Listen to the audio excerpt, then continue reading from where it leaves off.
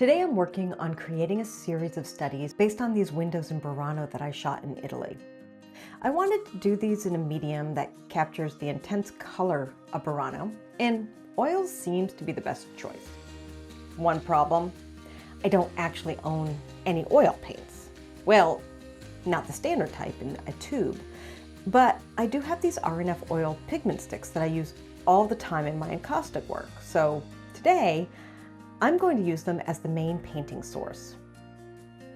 My goal with these studies is to stay loose and impressionistic. Often when I paint from a photograph, I get too tight, but these sticks can add a dash of abstraction in a heartbeat. So grab your oil sticks and come paint with me. Today I'm working on Arches oil paper that I have had sitting around the studio forever, just waiting for the right project. Here's a tip I learned the hard way.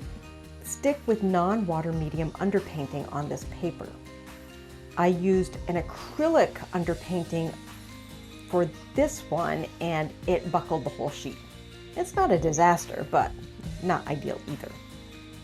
This time I did the underpainting in raw pigment mixed with linseed oil, and the paper stayed smooth and flat. I'm also trying out these R&F Drawing Oils for the first time today as well. They're a little stiffer than the normal ones with more wax and less linseed oil. So we'll see how they handle. Here's my reference photo. While I was visiting Burano, all the houses had these lovely floral arrangements in the windows. And if you've been there, you know the homes are all painted in the most intense colors. And the floral displays were a study in analogous and complementary color theory. So here's our reference photo for today. I'll also put this in the comments if you want to paint along. I love this shadow detail and the overall composition, but I'm not going to chase an exact match. I just want to capture the vibrancy of the place and play around a bit. So here's my setup. I have a glass palette here.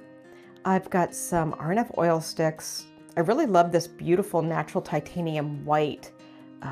It can give a more subtle brightness rather than straight titanium. A little less garish. I've got two blending mediums, the standard one and one that has a dryer in it that just speeds up the drying time. I have heard that the drying version can shift pigment color slightly, but I haven't actually run into this problem myself. And yes, gloves. I don't want to get these pigments on my skin. Now, before you can use a fresh pigment stick, you need to peel off that protective skin on the end. It oxidizes over to keep the stick from drying out in storage, but you don't want chunks of dried pigment getting dragged into your painting. You can use a paper towel, or if it's being stubborn, you could also use an X-Acto knife. So we're going to start just having some fun. We're going to draw straight from the stick onto the paper.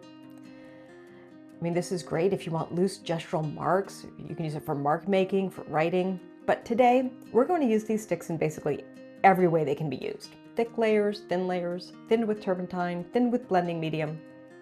They are so versatile. I'm going to start by just blocking in the color, filling up the shapes.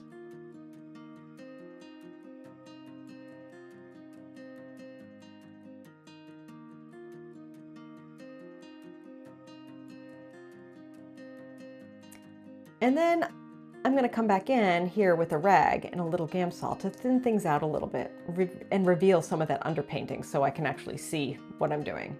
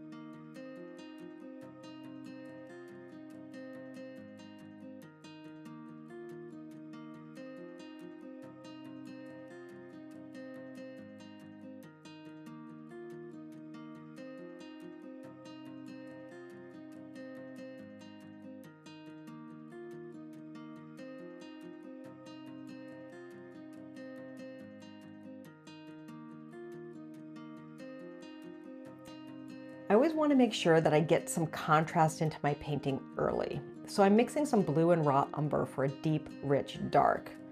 I find if I wait too long to add contrast, everything just sits flat and dull, and I just end up hating my painting, and I don't want to keep continuing.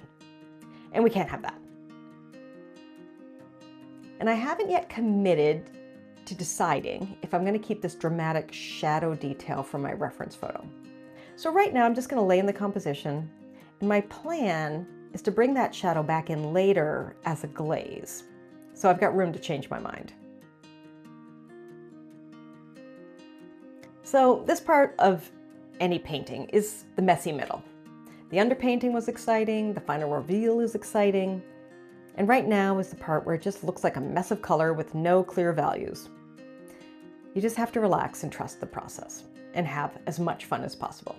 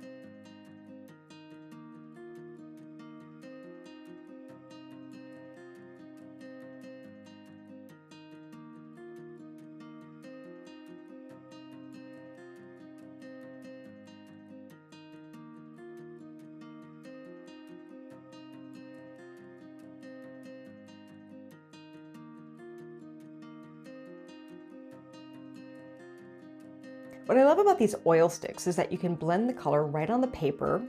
You can draw fine details straight from the stick tip or take a Q-tip and carve back into a thick layer to reveal the texture underneath. I'm using that trick here to reveal some of that distressed wood in these shutters.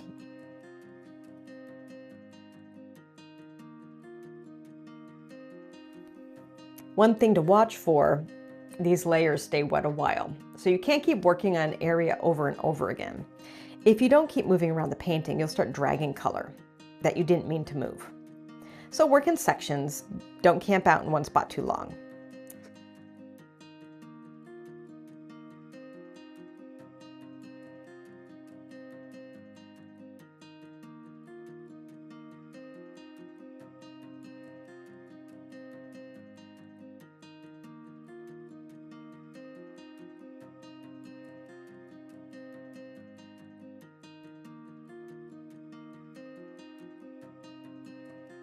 And so now we're at a point where I think I need to leave this overnight to harden up a little bit because it's getting just a little too slippery.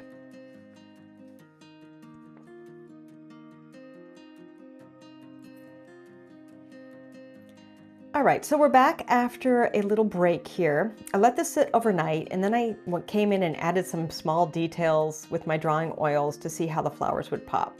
And then I let it sit another day. So today I'm coming back in to finesse these plants. I'm fighting a little bit with the yellow not popping. So here I'm adding some contrast with some dark green and some brown pink. And I keep going back and forth, and I blend it with the brush a little bit, and then it gets too smooth, and then I bring the stick back in to get some more roughness there. I'm not going to pretend that this part went smoothly. I fought with those yellow flowers for a while, trying to get them to pop without looking garish.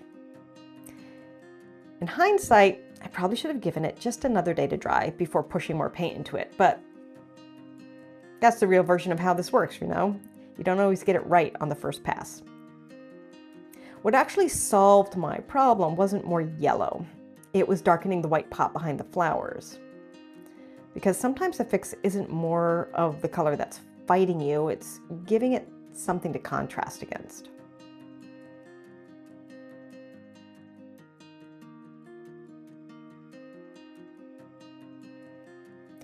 All right, now the big decision. Will bringing back that shadow detail with a glaze be the right choice? I don't know, but let's see. I'm using an ultramarine blue, which is naturally transparent, and I'm mixing it with a lot of blending medium until it's almost like a watercolor wash.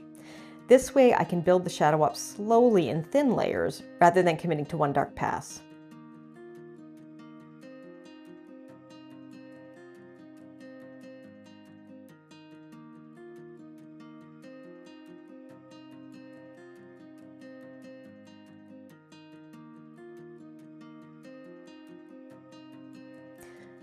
And, keep in mind, this is a study, which means it's exactly the place to take risks. If a glaze doesn't work here, I've learned that before I go big. I decided I needed a little more umber in that blue to just give it a little more depth, make it feel more of a shadow. And then I'm going to come back in here and I bring back some of this white crumbled wall texture where it got maybe just a little bit too smoothed out, too muted under all these layers.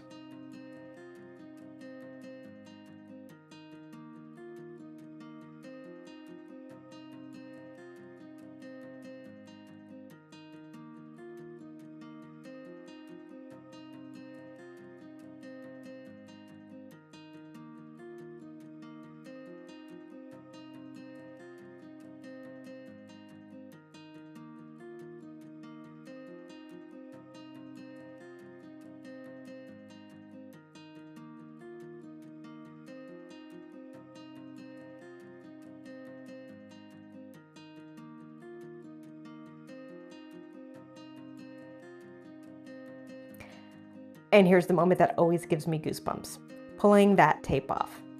It's such a small thing, but it instantly turns a work in progress into a finished piece. So share your painting with me. I'd love to see them.